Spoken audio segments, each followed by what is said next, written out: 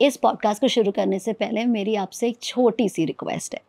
Subscribe button और bell icon को click करिए, क्योंकि आपके ऐसा करते ही आप हमारी कम्युनिटी के पार्ट बन जाते हो, हमारी कम्युनिटी बड़ी हो जाती है और ट्रस्टेबल हो जाती है। ये स्पेशली इम्पॉर्टेंट होता है हमारे गेस्ट के लिए, जिनको हम बहुत मेहनत से अप्रोच करते हैं, और वो जब आते हैं पॉडकास्ट पे तो अपने सालों की इन्फॉर्मेशन आपके साथ शेयर करते हैं, जिसको आप आराम से घर में बैठ के सुन पाते हो।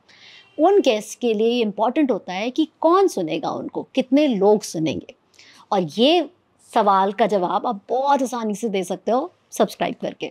आपको सिर्फ इतना करना है, बाकी हम देख लेंगे। तो आइए चलते हैं, देखते हैं ये पॉडकास्ट। जो कश्मीरी हिंदू स्टूडेंट्स हैं वो कश्मीर से भाग के आए हैं, खदेड़ दिए गए थे वहाँ से, एक्सोडस से यहाँ पे आए हैं, सब कुछ छोड़ के आए हैं, लेकिन वो चुप रहे।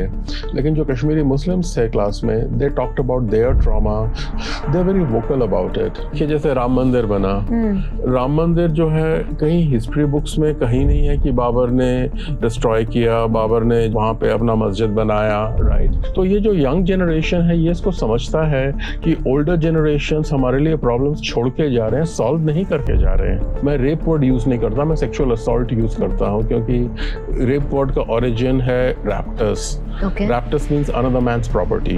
मेरे एक मित्र हैं, वो जूइश साइकोलॉजिस्ट हैं। हमको ना कहीं जाना था, तो पैक करने से पहले उन्होंने जाके जो है ना पूरा फ्रिज को अपना एम्प्टी कर दिया। मैंने कहा इसकी क्या जरूरत थी, पर उन्होंने कहा जो सेक्सुअल असॉल्ट्स बच्चों पे करते हैं, what is the psychology of such people? They don't find a grown up woman. Paedophiles जो होते हैं वो इस स्टेज से बहुत ही ज्यादा आकृष्ट होते हैं। स्टेज होता है जब कोई पूरी तरह से बच्चा भी नहीं होता और पूरी तरह से बड़ा भी नहीं हुआ था। एक बैंड ऑर्गेनाइजेशन है नामला नाम की, पेडोफाइल एक ऑर्गेनाइजेशन। तो उनका मैसेज है सेक्स बिफोर 8 और इट इज टू लेट।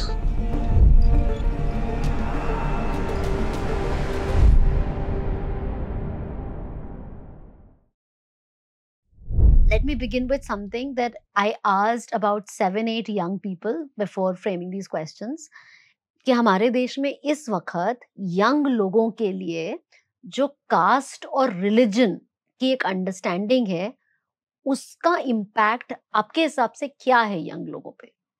मैं एक प्रोफेसर हूँ और मेरे क्लास में सब कास्ट के लोग, स्टूडेंट्स जो है वो रहते हैं, और सब रिलीजन के भी होते हैं। जो कास्ट या रिलीजन का जो आप पूछ रहे हैं कि इम्पैक्ट क्या है स्टूडेंट्स के ऊपर, जो मेरे क्लास में हिंदू स्टूडेंट्स हैं, they are usually quiet about talking about trauma. They don't talk about trauma very much. मैं ट्रॉमा पढ़ाता हूँ, सदमा जिसे हम कहते हैं। मेरे क्लास में मुस्लिम स्टूडेंट्स हैं, they are very particular about talking about their trauma in the class.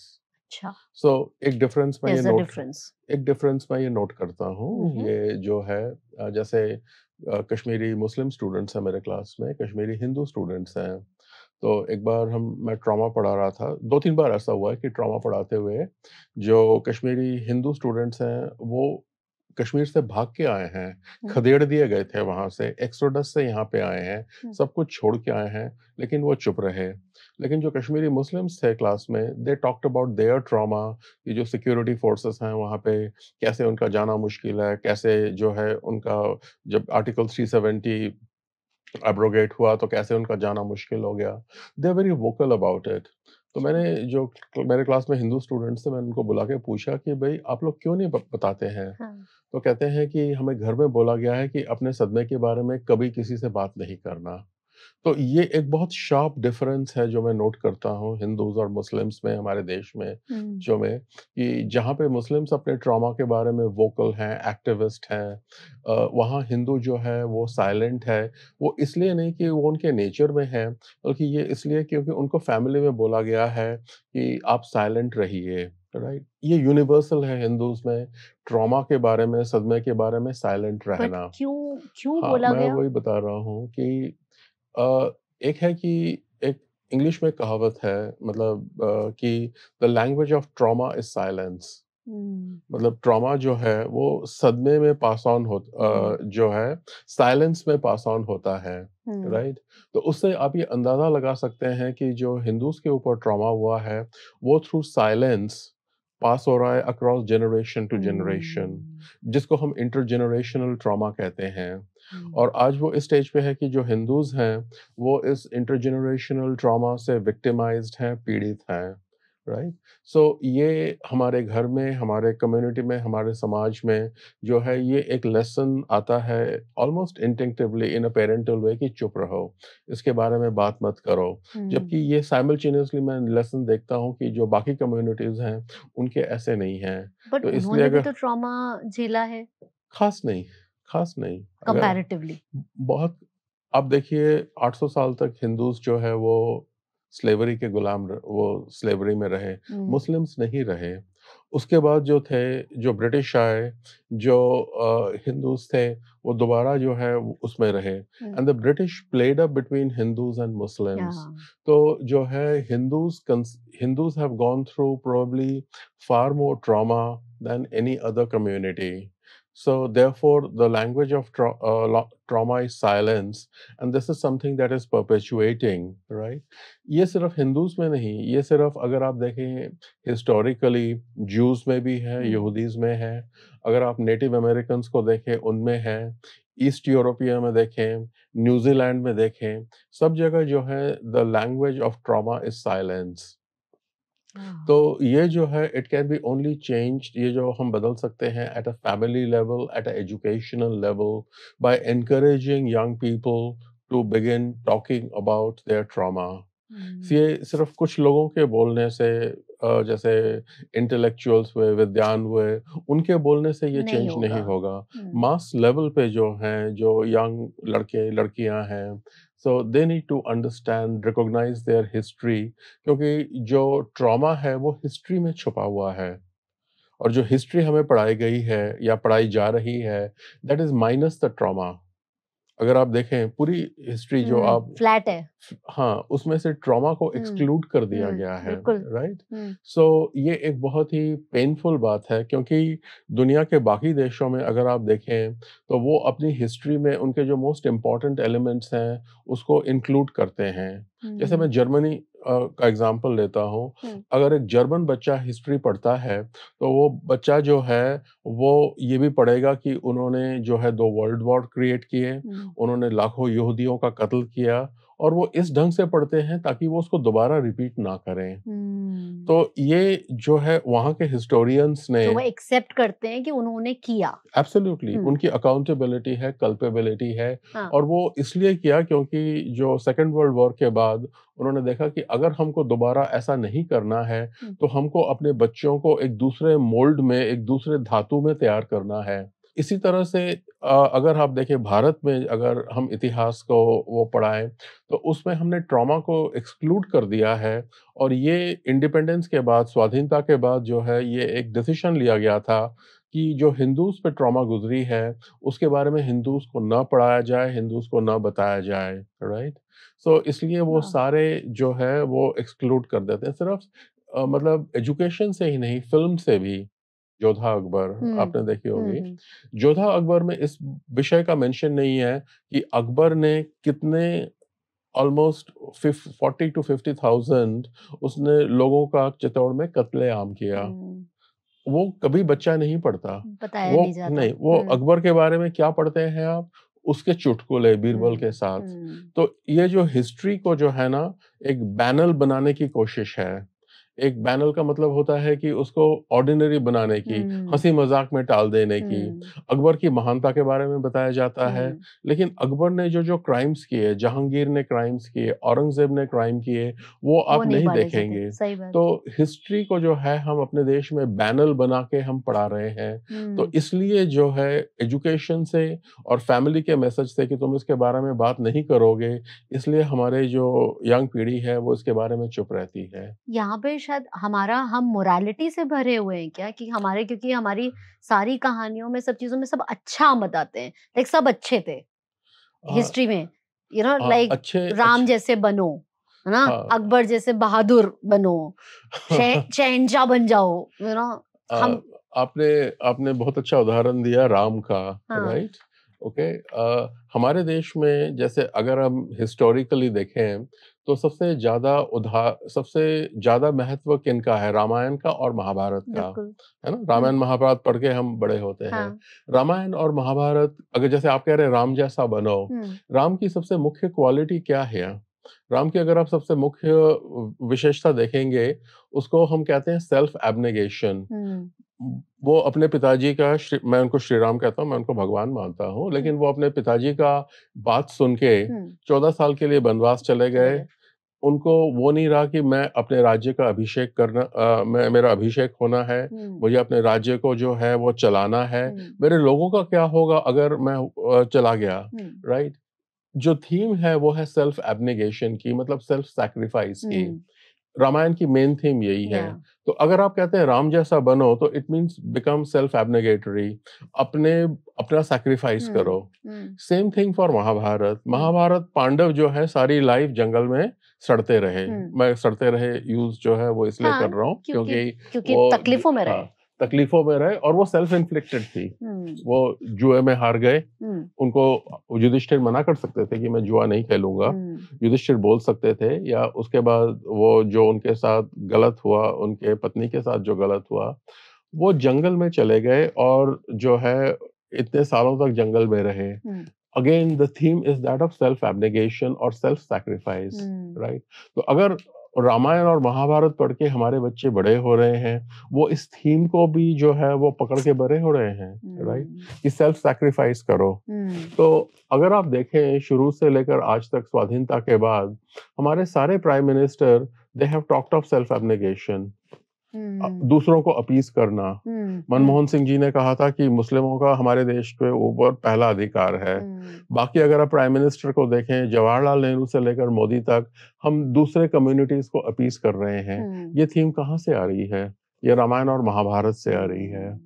Okay, उनके कैरेक्टर से आ रही है। उनका वो हिस्सा जो सबसे मतलब डिस्ट्रक्टिव है परहैप्स, वो हमने पिकअप किया है और कर उसको रहे हीरोइक हैं, बना दिया है। उसको हीरोइक बना के चल रहे हैं। अगर आप सिमिलरली लें कि जैसे अमेरिका का लें या इजराइल का लें, तो उनके कैरेक्टर्स कौन हैं? जैसे हमारे राम हैं, पांडव हैं, उनके मेन कैरेक्टर्स हैं मोसेस। मोसेस ने क्या थीम दिया था? मोसेस ने ये थीम दिया था, I take you to the promised land. जो लैंड है वो तुम्हारे लिए वेट कर रहा है, वहां पे तुम्हारे लिए सब कुछ मौजूद है, और वहां पे तुमको जाके अपना आधिपत्य जो है एस्टैब्लिश करना है, राज करना है, रूल करना है। तो ये वेस्टर्न वर्ल्ड का जो है वो conquer, you are meant to rule, you are meant to control. तो ये एक बहुत बड़ा वास्ट डिफरेंस है, और अभी तक भी वो रिफ्लेक्ट कर रहा है उनकी पूरी कि हम आपसे सुपीरियर हैं, हम बॉर्न हुए हैं। जो व्हाइट रेस है वो ये फील करता है कि we are born to rule over you, क्योंकि ये जो है ये हमारे टेक्स्ट है, स्क्रिप्चर से जो है वो चल के आ रही है। तो इसके बारे में हमें सामाजिक तौर पर जो है एक समझ लानी जरूरी है कि हम किसको एक्सेप्ट करें और किसको रिजेक्ट करें, राइट। हमको सेल्फ एब्नेगेशन या सेल्फ सैक्रिफाइस नहीं करना, हम ऑलरेडी बहुत कर चुके हैं। कोई कुछ मांगता है, हम दे देते हैं। जैसे कर्ण था, दानवीर था, या दान को या अपने को सैक्रिफाइस करके, अपने को कष्ट देके दूसरों का भला करना, तो ये हमारे नेशनल स्क्रिप्ट में आ गया है, और ये जो है हमको दूर करना चाहिए। हमने इस चीज को बहुत वैल्यू दे दी है कि this is the right thing to do. सिर्फ इसी चीज को वैल्यू दी है। तो इसलिए हमारी सेल्फ प्रिजर्वेशन को, हमारे अस्तित्व को जो है आज इसलिए खतरा पड़ रहा है।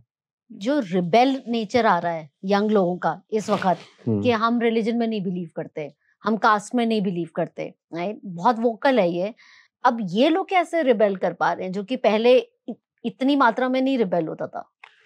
हाँ, रिबेलियन बढ़ गया है क्योंकि वो सोशल मीडिया की वजह से लोग यंग जो है वो आज ज्यादा जागरूक हैं। दूसरा ये भी है कि जो है आज के यंग जो लोग हैं वो ज्यादा सवाल वो पूछ रहे हैं, क्योंकि उनके लिए लाइफ बहुत कॉम्प्लेक्स हो गई है। वो जो है जैसे 1 या 2 जनरेशन पहले लाइफ जैसे सिंपल थी, तो लाइफ अब सिंपल नहीं रही। Young people today ask questions. They are asking questions because they are not getting answers. So I will not exactly call them rebellious. I will say that they are asking more questions. Right. जैसे हमारा generation था या हमारे पहले generation था, हम ना तो इतना क्वेश्चंस पूछते थे और न ही इतना क्वेश्चंस पूछने की जरूरत समझते थे, क्योंकि हमारी लाइफ वेल डिफाइंड थी। जैसे आज मैं देखता हूँ कि मैं साइकोलॉजी का प्रोफेसर हूँ, इतने सारे यंग स्टूडेंट्स जो है साइकोलॉजी लेते हैं, पहले नहीं लेते थे, आज से 40 साल पहले। अच्छा। और अगर आप देखें तो कम से कम 4000-5000 गुना बढ़ोतरी हुई है, because students come for this. और अगर आप उनसे पूछें कि तुमने ये सब्जेक्ट क्यों लिया, they all say that we are looking for answers for our life, we are looking for answers that we have not found. या तो घर में प्रॉब्लम्स थी, फ्रैगमेंटेशन था, डिफिकल्टीज थी, मेंटल डिसऑर्डर्स थे, या सिंपली वो they find life too complex and difficult, they are looking for answers. So therefore, people are turning towards psychology, philosophy for answers. This is seen in, for example, the way they are going for academics. Right. Just in my university, psychology is the most in demand subject. Achha. 4,000 students. Wow. 4,000 students altogether, right? If you see, comparing it with literature, 300 students. 10 times. 300 and 4,000. Right. So the difference is very vast. Wow. People are getting more troubled, perturbed inside, अंदर से है, उनको तकलीफ है, परेशान है, तो इसलिए वो साइकोलॉजी को जो है वो चुन रहे हैं, right? And it can be due to a combination of factors, right? Caste, religion, और even society is one of them. Family structures. They are also angry with the older generation because they see कि आप हमारे लिए problems create करके जा रहे हैं, solve नहीं कर रहे। जैसे मेरे जो स्टूडेंट्स हैं या जो यंग पीपल हैं, दे सेड दैट सर, आप हमें इतने प्रॉब्लम्स देके जा रहे हैं, आपने सॉल्व कौन सा किया है? यू आर गिविंग कौन से problems? For example, if you see conflicts, wars, okay, societal difficulties, fragmentation, right? If you see, for example, today हमारे देश का जो हाल है, भारत का चारों तरफ से दुश्मनों से घिरा हुआ है, पाकिस्तान के साथ, चाइना के साथ, श्रीलंका के साथ, सब जगह से कॉन्फ्लिक्ट है। ये कॉन्फ्लिक्ट किसने दिया? हमारे लास्ट जनरेशन ने दिया। वो सॉल्व नहीं कर पाए इसको, वो इसको हमारे लिए छोड़ गए। हम क्या सॉल्व कर पाए? नहीं, हम भी नहीं सॉल्व कर पाए। हम इसको अगले जनरेशन के लिए, आपके लिए छोड़ के जा रहे हैं। तो ये जो यंग जनरेशन है, ये इसको समझता है कि ओल्डर जनरेशन हमारे लिए प्रॉब्लम्स छोड़ के जा रहे हैं, सॉल्व नहीं करके जा रहे हैं, राइट? तो मैं किसी चीज का जवाब नहीं दे पा रहा हूँ, बल्कि मैं और क्वेश्चंस उनके लिए पुट अप कर रहा हूँ। तो इसलिए यंग जनरेशन का गुस्सा ओल्डर जनरेशन पे या सोसाइटी पे है, और वो निकल रहा है, ट्रस्ट को ब्रेक कर रहा है। Sure, जो आई थिंक हमारी जनरेशन में हम एक ट्रस्ट पे थे कि बड़े हैं, बड़ा वो बड़े कैसे होने चाहिए, वो रीडिफाइन हो रहा है। वो बड़े आंसर्स उस वक्त दे पाते थे। भाई मुझे इसमें बताइए पिताजी क्या करना है। अगर मेरी बेटी मेरे से पूछती है कि पिताजी इस एरिया में क्या करना है, मुझे नहीं पता। तो वो किसको टर्न करेगी? इंटरनेट को टर्न करेगी, अपने पीयर ग्रुप को टर्न करेगी, राइट? तो ये एक बड़ी जो है कि ओल्डर जनरेशंस को आज आंसर्स नहीं पता, इसलिए रिबेलियन ज्यादा हो रहा है। जैसे मेरे स्टूडेंट्स हैं, वो पढ़ते हैं, वो सारी चीजों को बिलीव नहीं करते, वो आपस में डिस्कस करते हैं। तो इससे जो है एक पावर सोसाइटी के अंदर आ रही है जो पहले नहीं थी। पर जब कोई डिस्कस करता है, कोई यंग आदमी हिस्ट्री के बारे में कोई चीज डिस्कस करता है, तो अगर आपसे उन्होंने सीखा है, बट उसके बाद वो डिस्कस करे, तो दूसरा और सोर्स क्या होता है उनके पास, या क्या होना चाहिए जिससे कि वो वैलिड पॉइंट्स को और ला सकें फॉर अ हेल्दी डिस्कशन? मान लीजिए जैसे ये शास्त्र थे या बाइबल था, वो सिर्फ कुछ लोग इंटरप्रेट करके लोगों को बताते थे। जैसे प्रिंटिंग प्रेस आया, ये फैल गए, everybody now had a Bible, everybody now has a शास्त्र। कुछ भी हम पढ़ के जो है उसका इंटरप्रिटेशन कर सकते हैं, राइट? तो ये जो एक पहले क्लास कंट्रोल करता था कि क्या इंफॉर्मेशन देनी है, बताना है, वो क्लास जो है वो खत्म हो गया है, राइट? तो अभी जैसे स्टूडेंट्स या अभी जैसे यंग लोग डिस्कस करते हैं हिस्ट्री के बारे में या इसके बारे में, तो जो दूसरे पॉइंट ऑफ व्यू लाते हैं उनके साथ डिस्कस करके जो है एक वो होता है, कई बार वो रेजोल्यूशन नहीं होता, राइट? बट ये पॉइंट ऑफ व्यू कहाँ से आ रहा है? मतलब मेरा कहने का मतलब है कि क्या लोगों के रीडिंग हैबिट्स चेंज हो रही हैं? Are people really reading? No, this is coming from their memory. मैं आपको बताऊं कि कुछ दिनों पहले मेरे क्लास में ही एक स्टूडेंट थी, वो उसने कहा कि जो कश्मीर है, जो मेन कश्मीर का प्रॉब्लम है, वो कश्मीरी मुस्लिम्स को जो है एट्रोसिटीज फेस कर रहे हैं। एक दूसरे स्टूडेंट ने कहा नहीं, ऐसा नहीं है, कश्मीरी हिंदू वहां से भगाए गए थे। उसको मालूम ही नहीं था इसके बारे में। She is the third generation Kashmiri Muslim. He said कि मैंने उसको बोला, मैंने कहा तुम क्यों नहीं बताते, because you are from that background. तो उसने उसको अपने एक्सपीरियंस से, अपने मेमोरी से बताया। तो ये पहले संभव नहीं था। उसने जब उसको बताया कि मेरी फैमिली को जो है 1989 में भगा दिया गया था वहां से, मॉस्क से आवाज आ रही थी कि या तो हिंदू धर्म छोड़ दो तभी यहाँ रह सकते हो, और वगैरह वगैरह। तो उसने जाके फिर अपने घर में पूछा कि क्या ये हुआ था, तो घर में सन्नाटा था। तो फिर उसने आके पूछा कि कोई और है जो ऐसे बोल सकता है। She searched for it and then she found that it was actually true. तो जो ट्रुथ होता है ना, उसको हम खुद सर्च करके पता करते हैं। जो आज का यंग जनरेशन कर रहा है, उसको हम कितना भी इंफॉर्मेशन बाहर से थोपें या अलग अलग टाइप के इंफॉर्मेशन दें, वो खुद सर्च करेंगे या करेगा या करेगी, जो मैन हो या वुमन हो, और उसके बाद they are going to establish that. तो ये एक मैं ट्रेंड देख रहा हूँ स्टूडेंट्स में। आपने मेमोरी से बोला, डज इट मीन कि जितने साल का मेरा ये जीवन है उतने सालों की मेमोरी, या ये उससे नहीं, पीछे की मेमोरी? उससे पीछे की जो मेमोरी। मेमोरी ये एक ब्रांच है स्टडीज का, उसको हम कहते हैं मेमोरी स्टडीज। ओके। अगर साइकोलॉजी में हम, साइकेट्री में लें, तो उसको एक होती है शॉर्ट टर्म मेमोरी। जैसे आप और मैं बात कर रहे हैं, तो अभी जो आधे घंटे में हुआ है वो शॉर्ट टर्म मेमोरी है। अगर 48 घंटे बाद बात करें या एक हफ्ते बाद बात करें, वो लॉन्ग टर्म मेमोरी बन जाएगी, right. Long term memory reduce होके मुश्किल से 10 या 15% तक आती है, रह जाती है। जैसे अभी मैंने जितना बताया है, अगर इसके बाद मैं बोलूं कि आप इसको लिखिए, तो you will be able to write 80% of it. लेकिन अगर मैं एक हफ्ते बाद बोलूं, आप 15 या 20% वो पाएंगे। That's long term memory, right. अच्छा, वो लॉन्ग टर्म मेमोरी आपकी रहेगी अंदर काफी दिनों तक, राइट। और एक जो मेमोरी होती है, वो मेमोरी हम generation to generation pass on करते हैं। अच्छा, राइट। जैसे वो मेमोरी मिटती नहीं है, वो मेमोरी रहती है। जैसे पार्टीशन की मेमोरी है, राइट। जैसे हमारे जो हिस्टोरिकल ट्रॉमास हुए हैं या बिग इवेंट्स हुए हैं, उनकी मेमोरी है। वो टाइम लेती है उभरने में। जैसे मैं आपको कई देशों के उदाहरण देता हूँ। 20th सेंचुरी में 3 जेनोसाइड्स हुए हैं, माने गए हैं। एक आर्मेनियन जेनोसाइड, एक जूइश हॉलोकास्ट जिसको कहते हैं जेनोसाइड, और एक जो है वो रवांडा में हुआ था। 3, राइट। आर्मेनियन जेनोसाइड हुआ था 1919 में, राइट। कम से कम 15 से 20 लाख लोग ऑफिशियली वेर किल्ड, राइट। उसके बारे में कोई चर्चा नहीं हुई, कोई जिक्र नहीं, हिस्ट्री में कुछ नहीं। टर्की ने जो है इसको पूरा दबा दिया। 1970s में शुरू हुआ, 1980s में that whole memory came up. जो उसके थर्ड जनरेशन थे, उन्होंने जो है देखा कि हमारे घर में कुछ चीजों के बारे में बात नहीं होती है, हमारे एंसेस्टर्स के साथ कुछ हुआ है। They started searching for it after almost 70-80 years.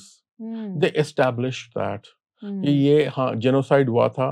Turkey अभी भी मानने को तैयार नहीं है कि हमने ये किया था। अगर आप टर्की में जाके, अगर मैं ये इंटरव्यू दे रहा हूं, तो मुझे अभी पुलिस आ जाएगी अरेस्ट करने के लिए कि आप जो है क्या कर रहे हैं, right. So this is also a memory that they never talked about, but it emerged after 60-70 years, right? Okay. उसी तरह से अगर हम देखें, मेमोरी जो है, जो पास्ट की मेमोरी है, हिस्टोरिकल मेमोरी है, वो मरती नहीं है। वो it is passed on from generation to generation. इसमें एक कॉज होता है जिसको हम कहते हैं एपिजेनेटिक्स। जीन्स के थ्रू ट्रांसफर होके जो है वो जाती है। मतलब कोई बोल के नहीं बताता है, बट आपकी पैदाइश में ही आ जाती है। जैसे अगर मैं आपसे पूछूं कि ओके, क्या आपकी फैमिली में कोई ऐसे टॉपिक्स हैं जो सीक्रेट्स हैं, जो आप जानते हैं कि किसके बारे में बात नहीं होनी चाहिए, right. Many people would say हाँ, हमारे फैमिली में ये सीक्रेट है, इसके बारे में बात नहीं होती। जैसे आप पार्टीशन फैमिलीज जो आए थे, वो जानते हैं कि कई चीजों के बारे में हम बात नहीं करते। 1984 को ले लीजिए, मैंने उनके विक्टिम्स के साथ काम किया है। वो कहते थे कि हमारे फैमिली में कुछ चीजों के बारे में बात करना मना ही है, थप्पड़ पड़ते हैं हमको अगर हम बात करें, राइट, ओके। लेकिन मैंने फिर पूछा कि क्या आपको पता है कि वो क्या चीज है? हाँ, हमें पता है कि लेकिन उसके बारे में बात नहीं करना, राइट।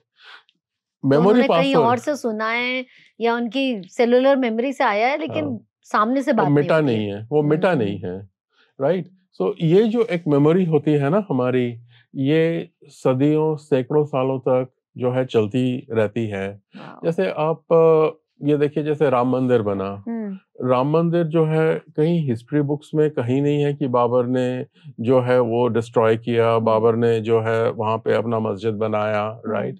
लेकिन हिंदू की मेमोरीज 500 साल तक जो है बरकरार रही।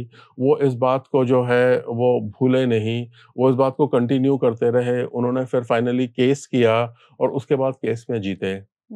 ये हिस्ट्री में इसका कोई कंट्रीब्यूशन नहीं है। ये जो मेमोरी है, जनरेशन बाय जनरेशन लोग इसको कैरी करते आए। एक एक चीज को जो है उन्होंने याद रखा। मतलब जिस जनरेशन ने उसको टूटते हुए देखा, वहां से just by the family system वो पास हो रही। कोई किताब में नहीं है, कोई स्कूल में नहीं पढ़ाया जा रहा, नहीं, कहीं कुछ नहीं हो रहा। नहीं। आपको आपको एक दूसरा उदाहरण देता हूँ, दूसरे देश से।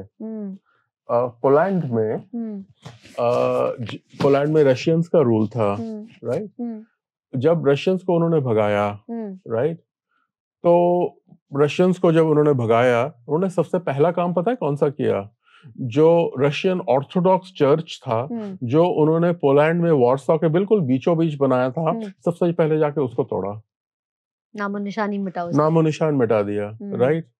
जबकि उनको कोई ना तो इसके बारे में कभी पढ़ाया गया था, ना बोला गया था, but for 350 years they carried the humiliation कि हमारे चर्च को, हमारे धर्म को, उसको जो है वो ध्वंस करके जो है इन्होंने अपना ध्वंस, अपनी आइडियोलॉजी जो है उसको यहाँ पे वो किया, एस्टैब्लिश किया।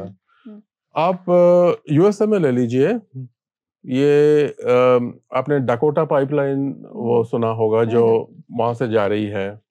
एक जगह पे आके जो है वहां के नेटिव अमेरिकन्स थे, उन्होंने प्रोटेस्ट किया। उन्होंने कहा कि इस एरिया के ऊपर से ये नहीं जाएगा क्योंकि ये हमारे एंसेस्टर्स का ब्यूरियल लैंड है। अच्छा, राइट। इतना सीरियस इशू था, पूरे विश्व से जो है लोगों ने उनको सपोर्ट किया, right, okay. Now there is a memory associated. क्या नेटिव अमेरिकन्स के पास हिस्ट्री बुक्स है? नहीं। क्या नेटिव अमेरिकन्स जो है हिस्ट्री पढ़ते हैं? उनके बच्चे स्कूल जाते हैं? नहीं।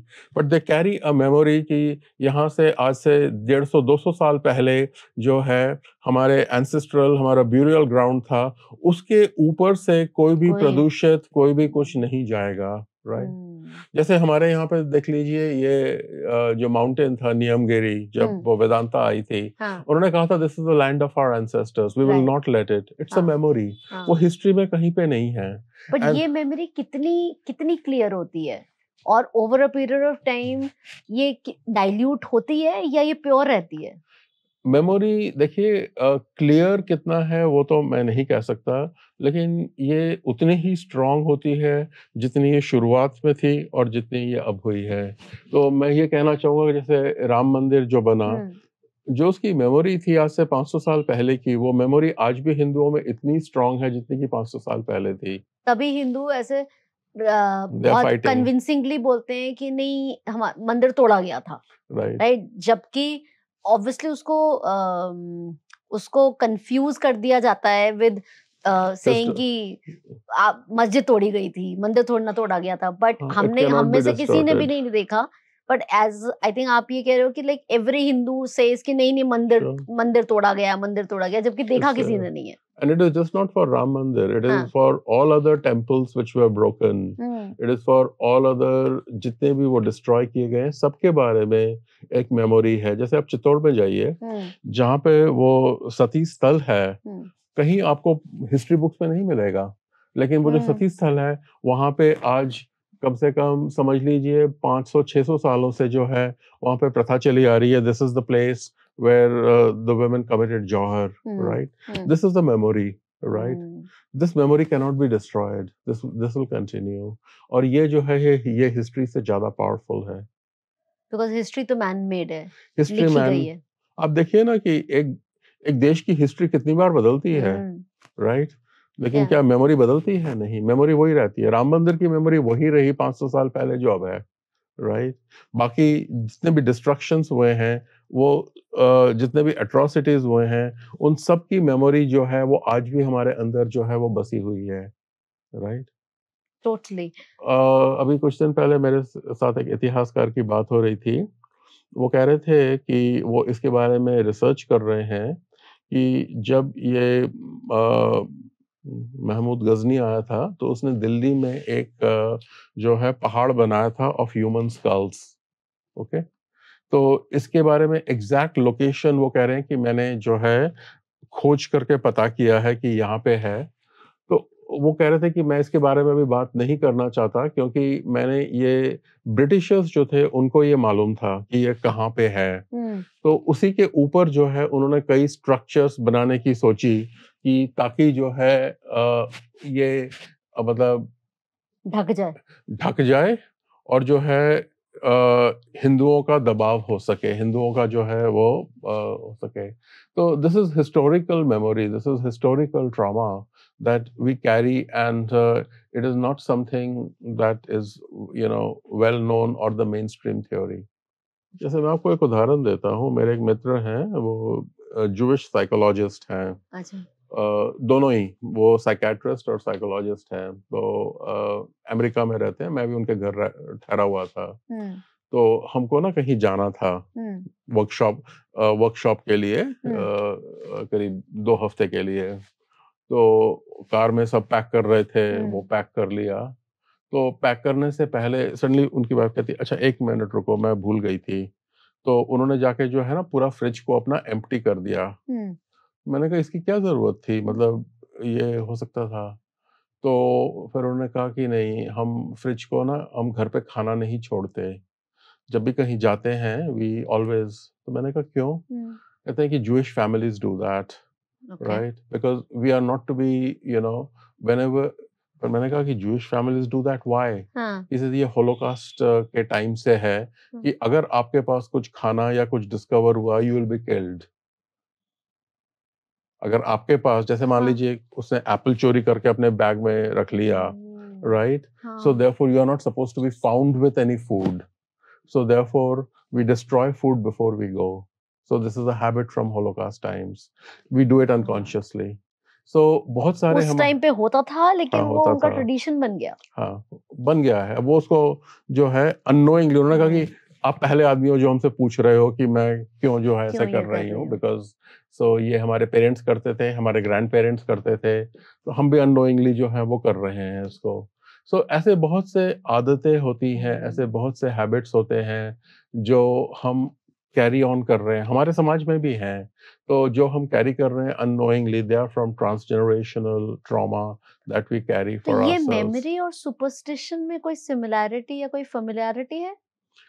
नहीं, नहीं, memory is a scientific thing. Memory जो है आपके ऊपर बेस तो है। जैसे कि अगर कोई, जैसे फ्रिज वाली बात है, अब ये उन्होंने तो एक्सप्लेन करा और उसको हाँ, कनेक्ट कर दिया, बट अगर वो ना एक्सप्लेन कर पाते तो कोई जना बोलता है अरे अंधविश्वास है, ये क्या हो गया, इसको नहीं, इसको क्या, अगर उन्होंने वही आप देख रहे हैं ना कि वो एक्सप्लेन कर पा रहे हाँ, हैं। उन्होंने एक्सप्लेन करा तब तो हाँ, वो कनेक्शन हो गया। अंधविश्वास दूसरा होता है। अंधविश्वास के साथ कोई इसका आप लॉजिक, कोई कोई कोई हिस्ट्री कुछ नहीं, कनेक्ट नहीं उसके कर साथ कोई सकते। कनेक्शन नहीं होता। सो जब तो ये जो आप ट्रॉमा की बात कर रहे हो, और आप मास ट्रॉमा की भी बात करते हो, तो यानी कि एक देश ने, एक समाज ने, एक कम्युनिटी ने कोई चीज एक साथ में देखी, झेली, बर्दाश्त चलिए, करी, और वो नरसंहार। जनरेशन आफ्टर जनरेशन पास होता जाता है। हाँ, हाँ, इसमें हमें जैसे आपने इतने सारे एग्जांपल्स दिए, बट आज के यंग इंसान के हिसाब से हमारे देश ने किस किस तरह के मास ट्रॉमास हम जी रहे हैं अभी? एक मास ट्रॉमा है स्लेवरी का, जो अंग्रेजों की गुलामी है उसका। मुगलों की गुलामी है, वो एक मास ट्रॉमा है। पार्टीशन एक मास ट्रॉमा है, राइट?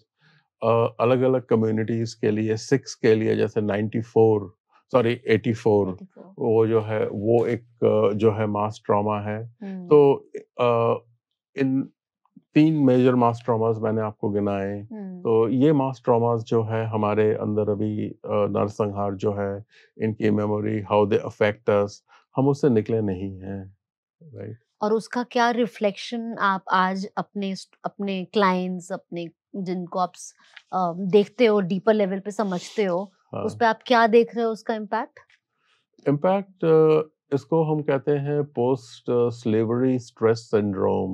हम्म। जो जैसे हमारी सोसाइटी जो है वो इंडिविजुअलिस्टिक नहीं है, हम कन्फ्रंटेटिव नहीं है, हम्म। लेकिन overall as a society we have not got out of the slave mindset. Hmm. अगर आप नोट करें कि कई बार हमारे प्रधानमंत्री भी बोलते हैं कि हमें इस मानसिकता से बाहर निकलना है, हम्म। हमें इस स्लेवरी माइंडसेट से बाहर निकलना है, तो वो एक इंडिकेशन देते हैं कि हमें जो है इससे निकलना है। हम्म। लेकिन उनको इस स्टेज से भी आगे जाके बोलना चाहिए कि वो स्लेवरी माइंडसेट क्या है। वो हम्म। हिस्ट्री बुक्स में, वो हमारे डिस्कोर्सेस में, हमारे इंटेलेक्चुअल कन्वर्सेशंस में वो बाहर आना चाहिए कि जो ये स्लेवरी माइंडसेट जो है वो हमको कैसे अफेक्ट कर रहा है।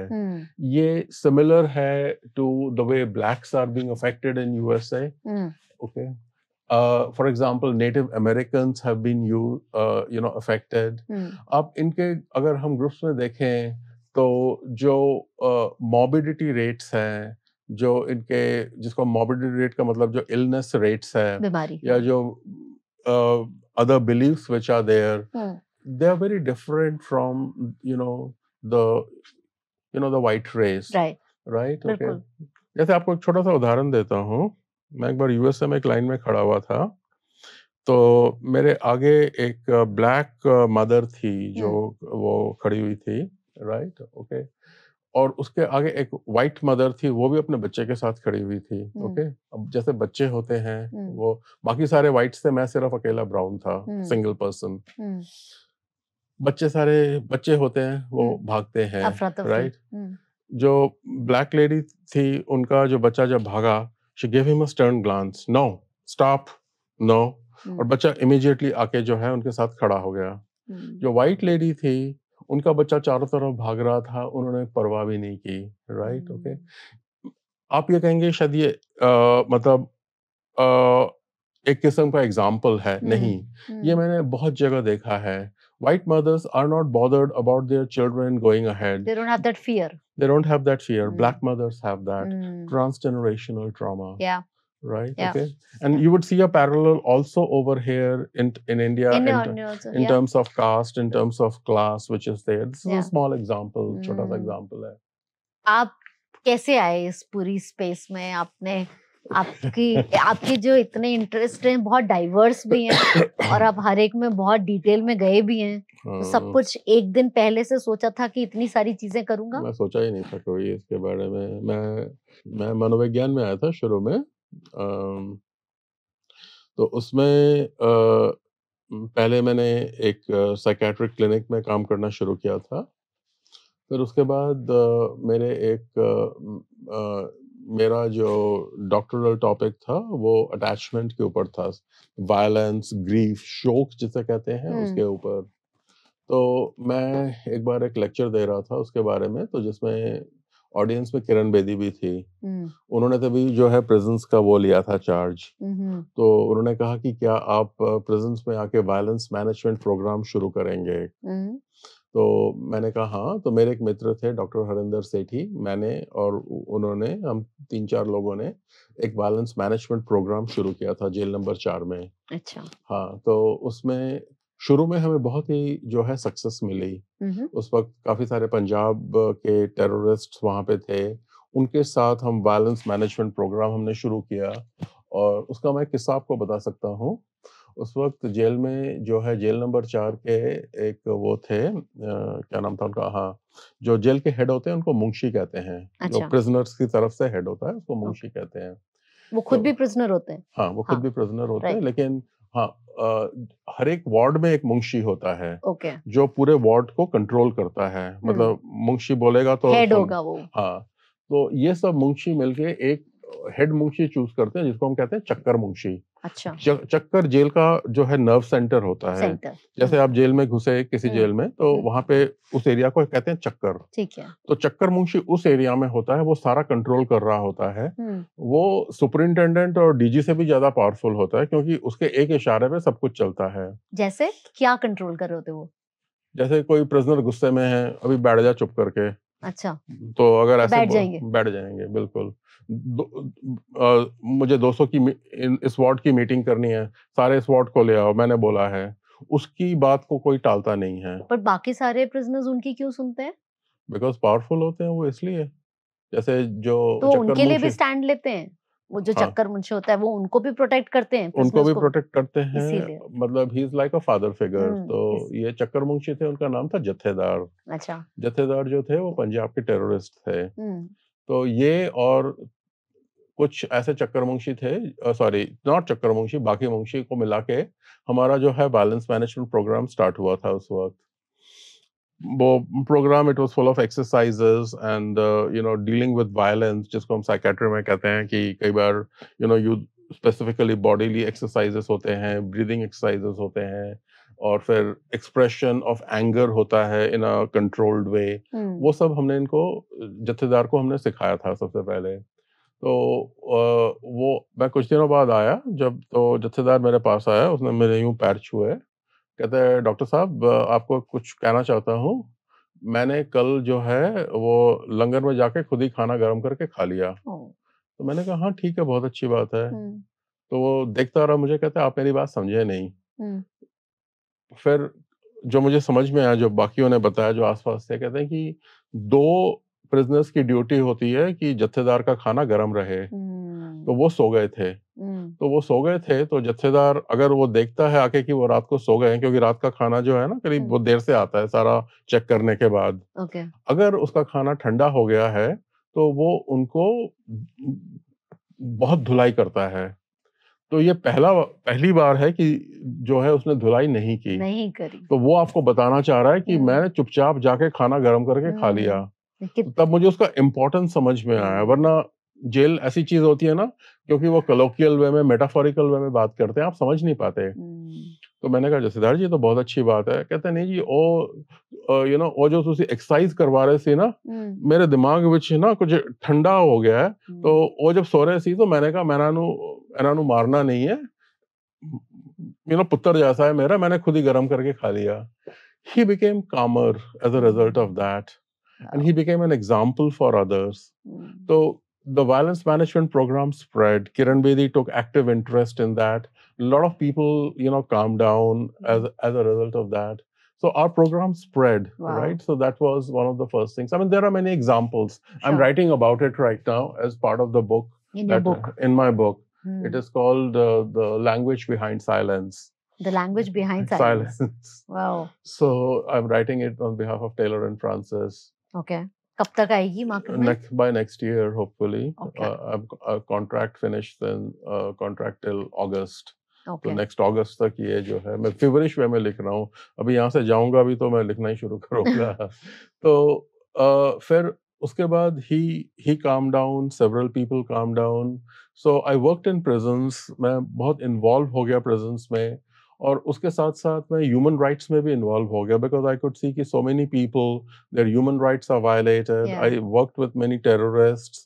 I worked with their, also उस वक्त जेल में सिर्फ साइकोलॉजिस्ट और साइकेट्रिस्ट बहुत कम थे। हम दोनों ही थे उस वक्त जो प्रेजेंस में एक्चुअली काम कर रहे थे एक्टिवली। तो उसके बाद जो है जेल के एक वो थे हेड, उस वक्त उनका नाम था RS गुप्ता। मैं उनसे मिला था, तो वो कह रहे थे कि आपका इतना प्रिजनर्स के साथ एक्सपीरियंस है, क्राइम के साथ है, आप पुलिस को हेल्प क्यों नहीं करते इन्वेस्टिगेशंस में, इंटरोगेशंस में, आप कर सकते हो। तो ये उनका आइडिया था। तो I started working with Delhi police. उन्होंने फिर एक कॉन्ट्रैक्ट जो है मेरे साथ वो किया था, उसको हम कहते हैं एक स्टैंडिंग ऑर्डर निकाला था उन्होंने, स्टैंडिंग ऑर्डर 303, वो नेट पे है, आप चेक कर सकते हैं। उसमें लिखा हुआ है कि psychologist will be used by Delhi police for investigations, for help and support for the victims. तो वहाँ से I started working with offenders, victims, what was happening, and also with human rights. तो ये तीनों का जो मेरा एरिया है, Wow. उसके बाद जो है बढ़ता ही चला गया. मैंने पूरे एशिया में काम किया ह्यूमन राइट्स के साथ, अलग अलग देशों में, अलग अलग जगहों में, on human rights issues. Many human rights organizations called me to investigate cases of torture and abuse, right? So, that is how it kind of grew and developed.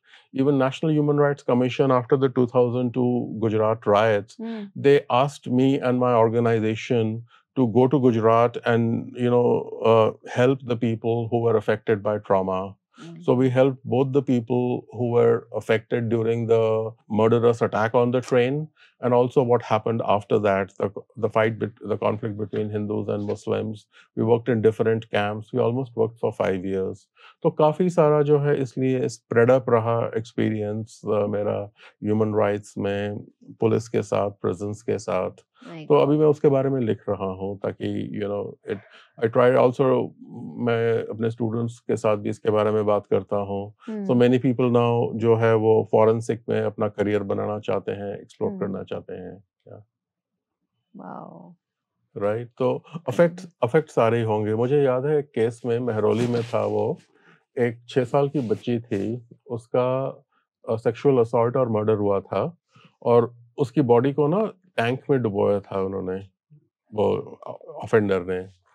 तो मैं था, मेरे साथ डीसीपी थे, एसीपी थे, और मतलब उसको हमको रिकवर करना था. तो जो है एक कांस्टेबल था, उसको हमने बुलाया, हमने कहा कि बेटा बॉडी को बाहर निकालनी है.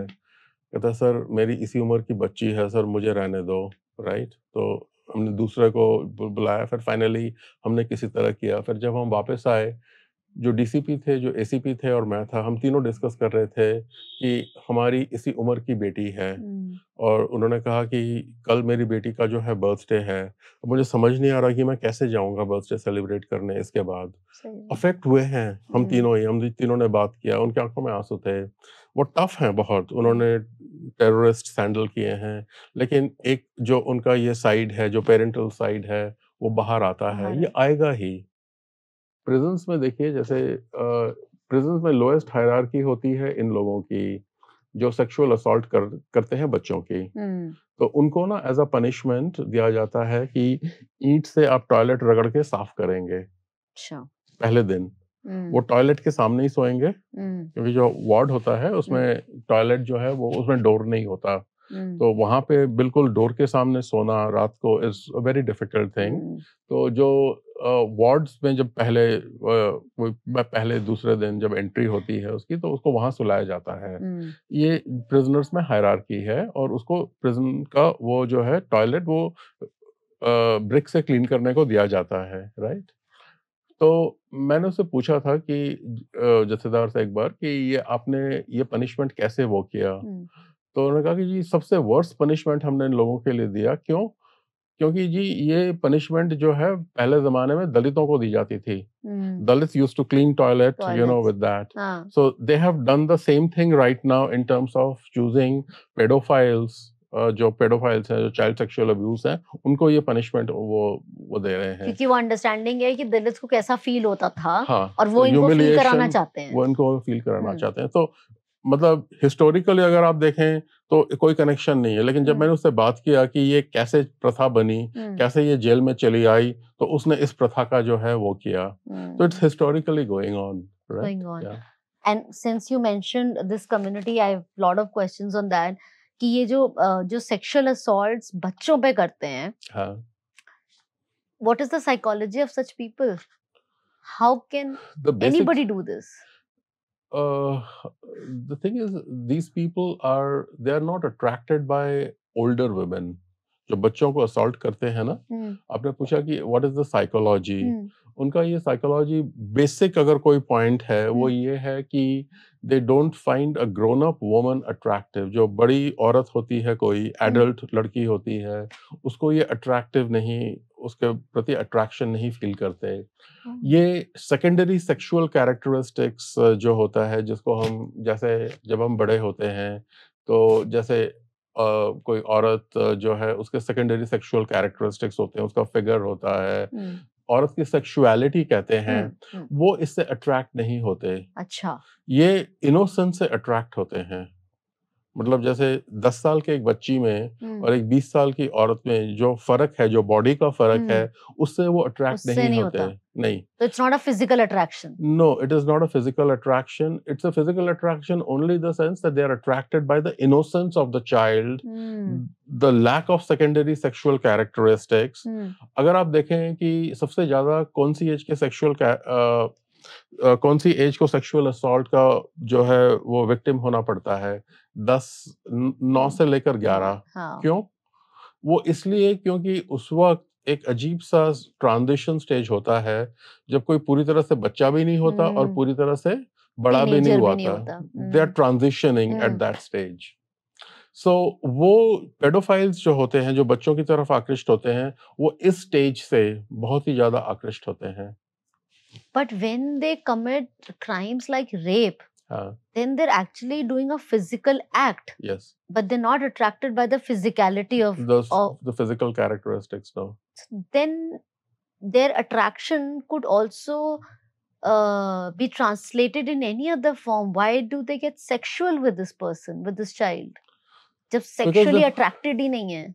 नहीं, sexual attraction towards it can be towards children, it can be towards adults. So they are sexually attracted to the child. Absolutely. But they are attracted by the child's innocence. By the child's lack of power, not by secondary sexual characteristics. Like secondary sexual organs, breasts or hips or all that have no meaning for them. But innocence of the child, for example, particularly the eyes, right? That is what is sexually very attractive for them. The powerlessness of the child, that's very attractive.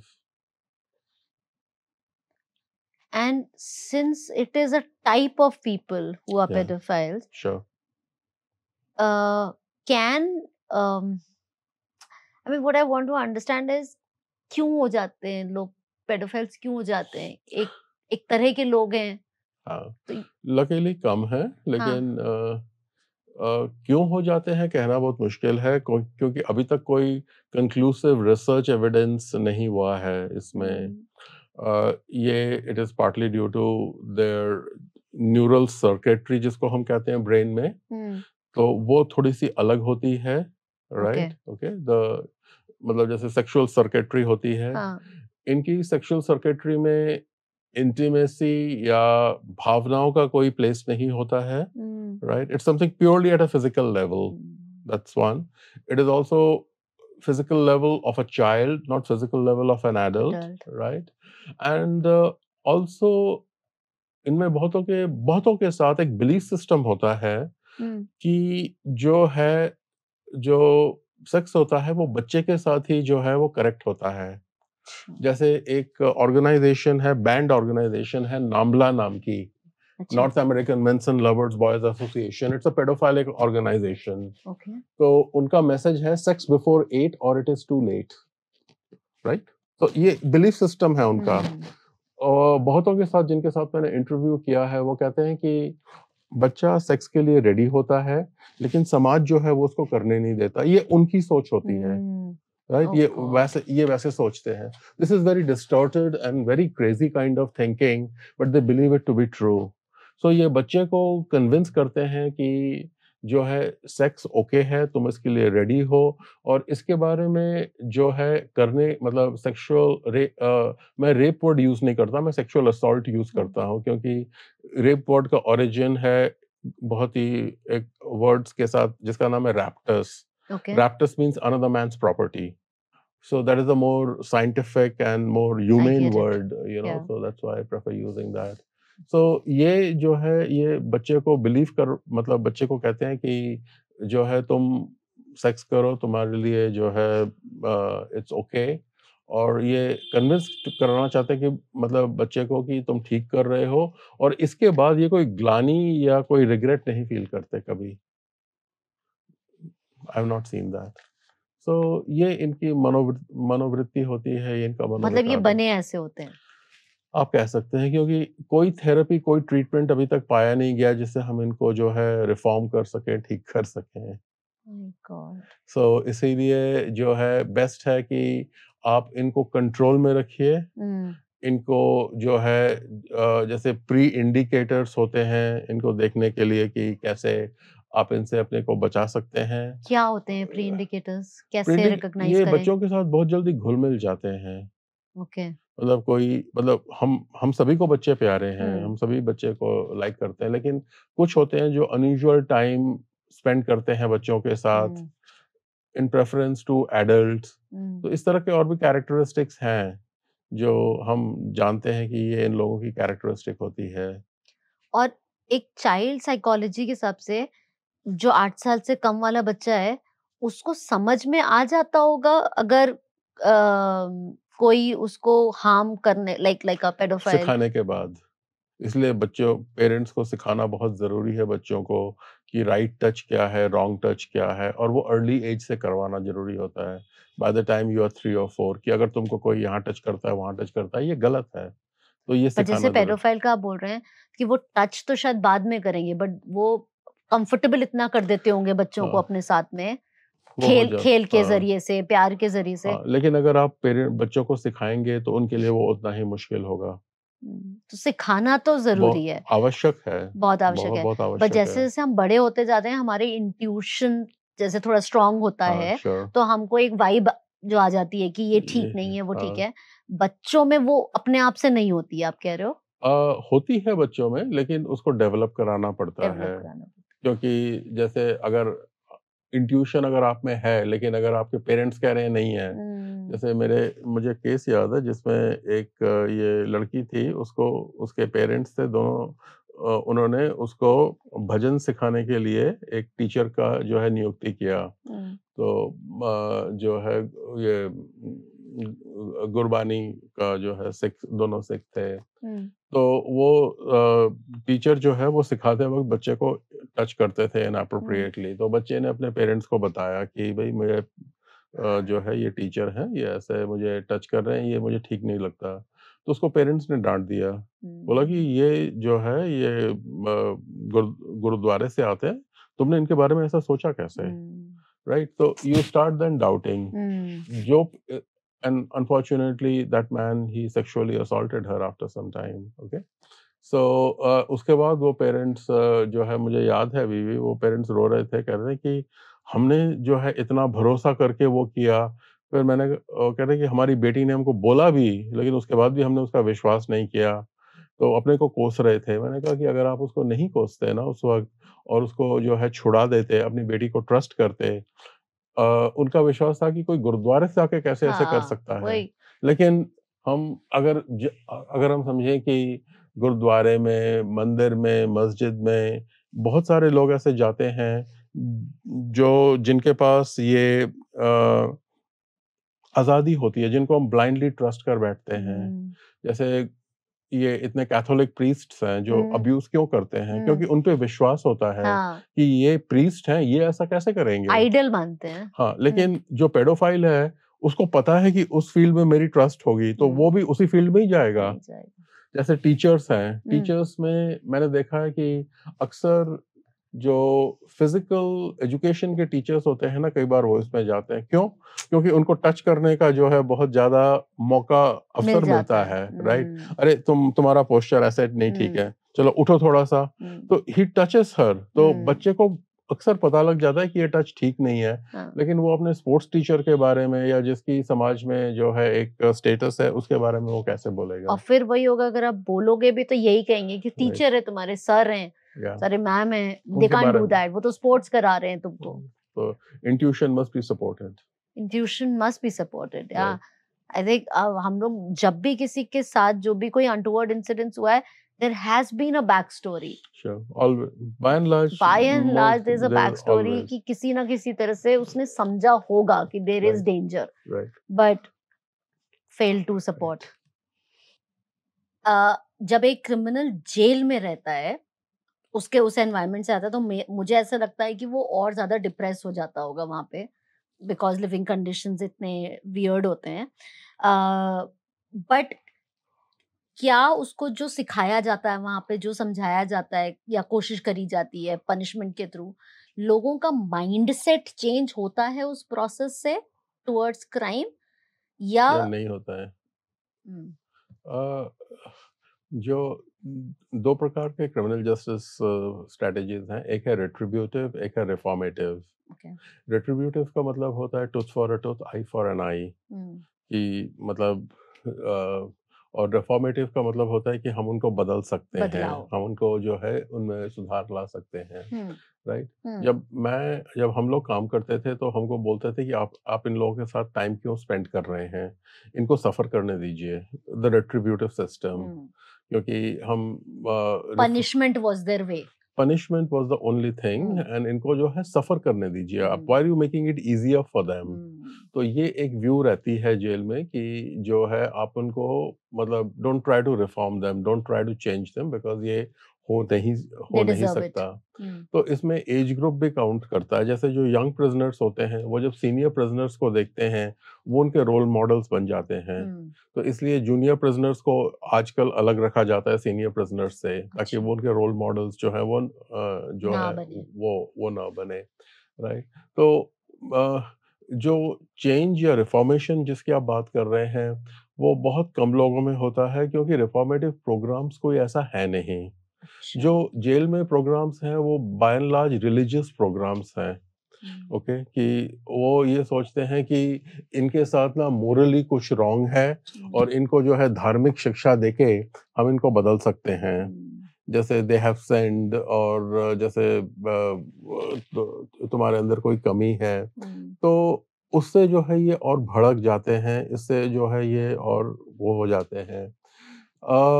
इनके जो programmes होने चाहिए वो usually it should be a mixture of psychological and religious programmes, both, थोड़ा बहुत, हम्म, right? जैसे मुझे याद है कि जब ये जेल में एक टाइम था जब मेडिटेशन प्रोग्राम्स बहुत वो शुरू हुए थे, हम्म, पर्टिकुलरली विपासना, हम्म, राइट? विपासना के बाद हमने नोट किया कि काफ़ी प्रिज़नर्स जो है वो डिस्टर्ब हो जाते थे, क्योंकि जब वो आप चुप करके बैठे रहोगे तो अंदर का जितना आपका जो है ना भरा हुआ है, डिस्टर्बेंस है, वो सामने आता है, hmm, and what do you do with that? आपको शेयर करने के लिए कोई नहीं है वो। हम्म, तो you need a professional to talk to at that time. Hmm, तो अगर इस तरह का प्रोग्राम जो मल्टीडिसिप्लिनरी हो शुरू किया जाए, तो उनमें बदलाव आ सकता है। लेकिन किसी एक सिंगल मतलब एटीट्यूड वाले प्रोग्राम से, हम्म, राइट, ये मतलब पॉसिबल नहीं है, नहीं और नहीं, बदलाव आपने नहीं देखा कि ये होता है, नहीं। या जैसे बिकॉज आई, ज़्यादातर लोगों का एटीट्यूड ये होता है, जैसे सुपरिटेंडेंट होते हैं कई, वो कहते हैं शर्म करो, डूब मरो, राइट? वो एटीट्यूड बहुत नेगेटिव है, क्योंकि वो इसको सुन के हँसते हैं। वो खुश होते हैं कि ये जो है हमारे ऊपर ऐसे बात कर रहे हैं। वो शर्मिंदा नहीं होते। तो किसी क्रिमिनल को कहना कि तुम शर्म करो या तुम्हें शर्म आनी चाहिए, it has the opposite effect. Opposite, मैं जब प्रिज़न्स में काम करता था, मैं उनको यही बताता था कि that don't I mean do that. reprimand them with your words like that, No. Allow them, be neutral hmm. and help them to come to terms with what they have done through discussions and dialogues, Hmm. but not by judging them. How is it possible to bring them to terms with the intensity of what they have done? The intensity of what they have done, they can only understand sometimes by talking to the victims, या Talking, victims' families. hmm. Jail में एक बार हुआ था कि हम victims के कुछ families को लाए थे Hmm. ऑफेंडर्स के साथ बात करने के लिए। Hmm. I was thinking of तो that. ये विक्टिम ऑफेंडर प्रोग्राम जो होता है ये बहुत डिफिकल्ट होता है उनके लिए। तो जो ऑफेंडर्स थे उन सब ने कहा कि सर, आप हमें कोड़ों से पिटवा लो लेकिन ये मत करवाओ हमसे, because they could not face the Face families, the family. But they changed also as a result of this. They did. They did. It was when they saw, they said कि sir बर्दाश्त नहीं हुआ हमसे। Hmm. तो things like that So which can be, that emotional impact and connect exist. It's it can वो be हुआ made, उनको भी but impact. provided you go for it without moralizing or Hmm. demeaning them in The any way. right and the wrong. Exactly, don't take that attitude. That's like, आप अपना stress कैसे handle करते हो इतने सारे दुख के आसपास रह के? ऐसा होता है कि अगर आप लोगों का दुख सुने लेकिन लोगों के दुख दुख को जो है आप अपना दुख ना बनाएं, ये धीरे-धीरे आ जाता है। जैसे पहले आपको भी मुश्किल होती थी? शुरुआत में हर एक को मुश्किल होती है बिकॉज़ आपको होगी क्योंकि आप एक इंसान हैं। हुँ, अगर आप दूसरे का ट्रॉमा सुनेंगे, दूसरे का दूसरे को एट्रोसिटी सुनेंगे, वही। ये हर एक मेंटल हेल्थ प्रोफेशनल को होता है, हाँ। जो इसके बारे में जो है जो ऐसे काम करते हैं, राइट? तो उसमें शुरुआत में होती है, फिर उसके बाद सुपरविज़न इसके बारे में बात करके, सब्लिमेशन करके, मेडिटेशन करके जो है आप इससे धीरे-धीरे बाहर निकल के आते हैं, राइट? तो ये होता हर एक को है, इट्स यूनिवर्सल, इसको आप रोक नहीं फिर आप सकते। कोल्ड हो जाते हो कि नहीं, अगर कोल्ड आप तभी हुए जब आप डिटैच हो जाओगे, हाँ, लेकिन अगर मैं कभी कोल्ड नहीं हुआ, कम से कम मुझे तो किसी ने नहीं बताया कि मैं कोल्ड हुआ हूँ या मैं जो है तो वो आपकी एम्पैथी वैसी रहती है, बढ़ जाती है, बढ़ जाती बढ़ है, जाती है और बट आप एम्पैथी अपने पे नहीं इफ़ेक्ट होने देते बस उसको। हाँ, अब दूसरे की जैसे पुलिसमैन जो है वो काफ़ी डिटैच हो जाते हैं, हुँ, क्योंकि वो इसके बारे में बात नहीं कर पाते, उसके हुँ, बारे में शेयर नहीं कर पाते और उनको शेयरिंग की एक सेंस में अनऑफ़िशियली मनाही भी मना होती ही है। है, कि हाँ, आपको अपने को स्ट्रॉन्ग दिखाना है। हुँ, लेकिन आज के जो है ज़माने में जैसे आर्मी या पुलिस, ये माना गया है कि उनको ट्रॉमा होता है, हुँ, उसके बारे में उनको मनोविज्ञान से हेल्प लेनी चाहिए हुँ। और उससे वो ज़्यादा स्ट्रॉन्गर होते हैं। And grief, when we talk about trauma of any kind, their grief is a byproduct of शोक that. And since you specialize in that and you work a in lot grief in that, work please help us understand that if somebody is experiencing grief, what are the symptoms, like to really know that I need to consult an expert now. And okay, then what are the kind of, like, between families who have seen who've been part of sexual assaults from somebody in the family, or murders or okay, divorces, you know, is grief of different kinds? या What does that word look like and what can one do? हर कोई grief से गुज़रता है, गुजरता है। Right? जैसे वो बुद्धा की वो फ़ेमस स्टोरी है कि ऐसा कोई घर ढूँढ के लाओ जहाँ पे ग्रीफ ना हुआ हो, हम्म, तो वो औरत जो थी वो जिसका बच्चा जो है who died, she went around the whole town, hmm, found no home in which there has been no grief. She hmm, came back and said, "what you are teaching me is grief is universal." Hmm, तो जब हम इसको समझते हैं कि grief universal है तो हमारा ग्रीफ कम हो जाता है, हम्म, right? Okay.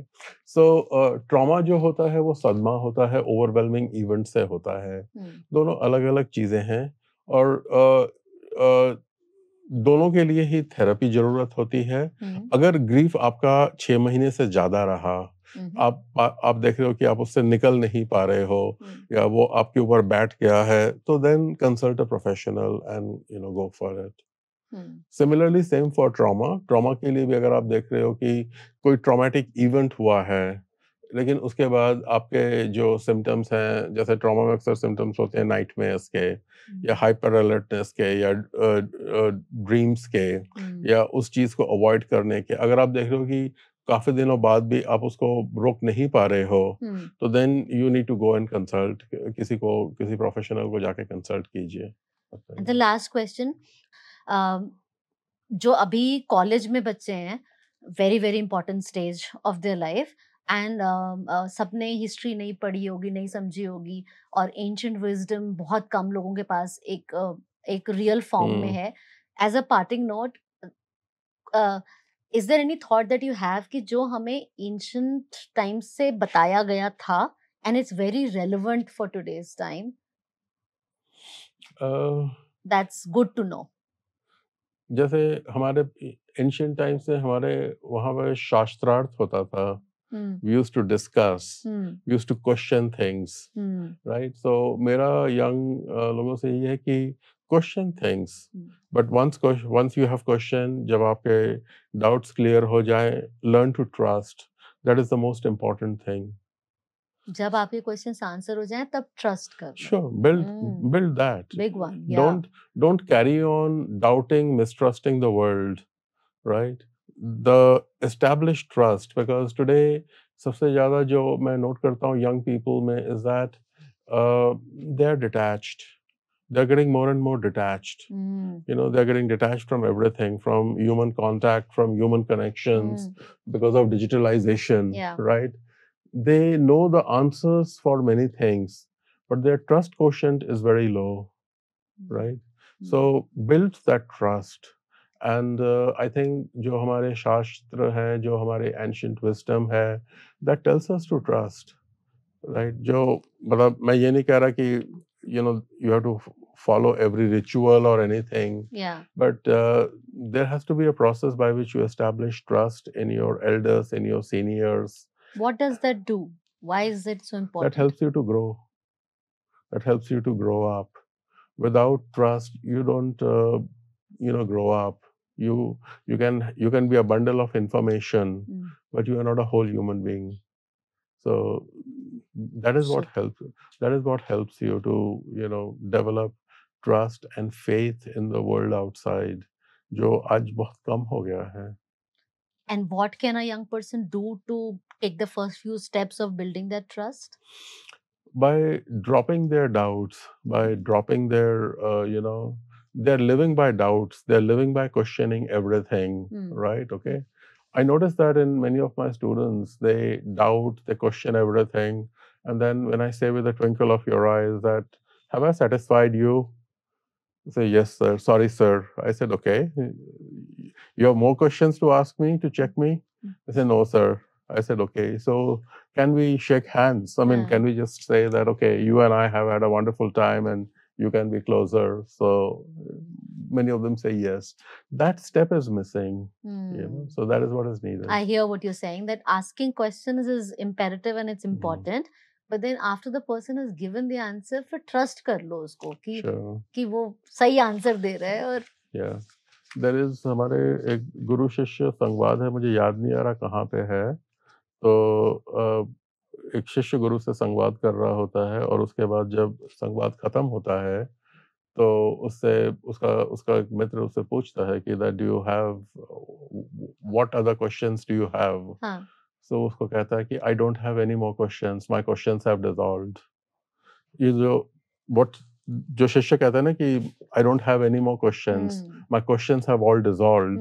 It is the presence of the guru that has dissolved all questions. He doesn't have questions anymore. Surrendered and trusted. Exactly. That surrender and trust is what is actually leading you to growth. That is what young people need to go for. Surrender and grow after questioning. जो हमारे ancient wisdom में बहुत prominently लिखा हुआ है. Lovely. Thank you. Thanks a lot. Thank you. Welcome. I think we are going to continue. I'm going to request you for more time in times to come. Sure. But I hope we can reach a lot more people through the podcast. I'm sure too. And like my questions have dissolved. Okay. I hope it happens for a lot of people. Thank you for your time. You're welcome. ये podcast informative होने के साथ में बहुत ही disturbing भी है. Disturbing इसलिए नहीं क्योंकि रजत मित्रा जी ने कुछ ऐसा कहा, पर डिस्टर्बिंग इसलिए क्योंकि मैंने खुद जो नई चीज सीखी समझी अबाउट द पेडोफाइल्स वो बहुत ही डिस्टर्बिंग है. As a mother, as somebody who is always around the children, मतलब हमारे देश में कौन ही होगा जिसके घर में आसपास में बच्चे नहीं होंगे. फिर ये सुनना और समझना कि कुछ ऐसे लोग हैं जो उन बच्चों की इनोसेंस से अट्रैक्ट होते हैं और उनको नुकसान पहुंचाते हैं. बच्चे की इनोसेंस पे प्यार आता है और उससे आप इस हद तक गिर जाओ कि आप उस बच्चे को ही खत्म कर दो. और ऐसे लोग एग्जिस्ट करते हैं सोसाइटी में. कुछ टाइम पहले तक हम बात करते थे कि किसी की ब्यूटी उसके लिए कर्स बन जाती है. फिर लगने लगा कि जेंडर ही भी एक कर्स है. Being a woman is also difficult. But बच्चों की इनोसेंस उनके लिए कर्स बन जाए तो ये तो क्या ही समाज है. और ये नहीं बदलेगा तो हम किधर जा रहे हैं भाई. This is not just saying out of the frustration, but this is fear. This is absolute fear कि अभी तक हम लोग अपने रोटी कपड़ा मकान की चिंता में पूरी जिंदगी निकल जाती थी. एक एवरेज मिडिल क्लास की हमारे देश में सिर्फ यही जद्दोजहद है, रोटी कपड़ा मकान. और अब एक एडिशनल स्ट्रेस है, और जो उससे भी बड़ा स्ट्रेस है वो ये है कि अपनी फिजिकल, अपनी मेंटल, अपनी सेक्सुअल प्रोटेक्शन करो. कैसे कर सकता है कोई इंडिविजुअल लेवल पे, कोई कैसे कितना कर सकता है. आप जितना कमाओगे उतना खा लोगे, ये आपके हाथ में है, बट कोई भी कभी भी आपको कहीं से भी आके नुकसान पहुंचा देगा। And to be okay with it, no, I'm sorry. I am not okay with it. And I hope you are also not okay with it. That's the only way we will have any change in this whatsoever. Anyways, अगर ये topic आपको matter करता है तो मैं आपको 2 और podcast recommend करूंगी जो जरूर सुनिएगा। एक है गौरांग रावल का, जो कि एक यूथ एक्टिविस्ट है, और उन्होंने 2 मुद्दे की बात करी है। पहली बात कि आज का यंग इंसान हमारे देश में बहुत ही गुस्से में है। उन्होंने बताया है कि वो क्यों गुस्से में है और हम और आप क्या कर सकते हैं उसको इस गुस्से से बचाने के लिए और अपने घर, अपने समाज को थोड़ा सा सैनिटी की तरफ लाने के लिए। दूसरी बात करी उन्होंने बॉयज की प्यूबर्टी की। गर्ल्स प्यूबर्टी के बारे में हम बात कर ही रहे हैं, समझ रहे हैं, लेकिन बॉयज प्यूबर्टी और उसका क्या कनेक्शन है आज के सेक्सुअल क्राइम के पूरे लैंडस्केप का, एनवायरनमेंट का। क्या कर सकते हैं as family, as parents, as mothers and fathers, क्या कर सकते हैं, उन्होंने पूरा शेयर किया है। I hope it makes sense to you. दूसरा पॉडकास्ट है एडवोकेट सुधांशु पांडे का। बहुत ही एमिनेंट लॉयर हैं, बहुत ही पैशनेट है about the safety and security. उन्होंने 2 चीजों के बारे में खास बात करी है कि जो साइकोलॉजी ऑफ द रेपिस्ट होती है वो उन्होंने डिकोड करी है, क्योंकि ये नॉर्मल एक क्राइम नहीं है कि आपने किसी का बटुआ मार लिया। This is heinous crime and there has to be, इसके पीछे एक बंदे की एक पूरी बैक स्टोरी होगी, एक पूरा पैटर्न होगा। उसको उन्होंने समझाने की कोशिश करी है। हम अगर समझेंगे तब हम अपने आसपास स्कैन कर पाएंगे और अपने लव्ड वंस को बचा पाएंगे। So that's one thing. And the second thing is that why is our police and judiciary falling short of a common man's expectation. एक पुलिस और एक जुडिशरी का सिस्टम आज आम आदमी की एक्सपेक्टेशन पे क्यों नहीं खरा उतर पा रहा है, उसके उन्होंने रीजंस बताए हैं। अनफॉर्चुनेटली वो रीजंस वो नहीं है जो हमें और आप उसके बारे में कुछ कर सकते हैं, लेकिन ये जानना इसलिए जरूरी है क्योंकि एक्सपेक्टेशन उतनी रखो जो पॉसिबल है। So I hope this helps you. अगर आपका कोई फीडबैक है, कोई कमेंट्स है तो जरूर शेयर करिएगा। And do spread all of these podcasts to everybody जिसके आसपास में कोई भी यंग इंसान रहता हो और कोई भी बच्चा रहता हो। Prevention is better than cure और प्रिवेंशन के लिए अवेयरनेस बहुत ही जरूरी है। आई होप आप मेरे साथ हैं इस अवेयरनेस को बढ़ाने में। Thank you.